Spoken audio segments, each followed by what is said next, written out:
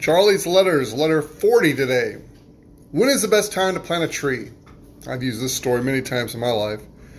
Isaiah 61, verse 3b.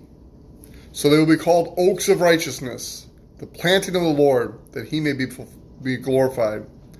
At a men's conference in downtown St. Louis, the speaker asked us a question. When is the best time to plant a tree? He left us hanging for a minute. It seemed like much longer. And he said, 20 years ago. If you had planted a tree 20 years ago, you could be eating the fruit or sitting under its shade or many other wonderful things.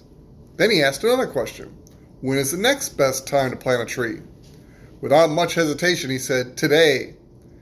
He then went on to challenge us to pray about the trees we hadn't planted in our lives that we should have, and to go ahead and plant them and trust God. Do you have any trees to plant? A quick reminder. In the book, The Servant, one particular sentence stuck with me. Good intentions minus action equals squat. Do you have any trees to plant? How many times have you been encouraged to walk by faith? It's a great aspect of our walk with Christ if properly applied. 2 Corinthians 5:7 tells us to walk by faith, not by sight.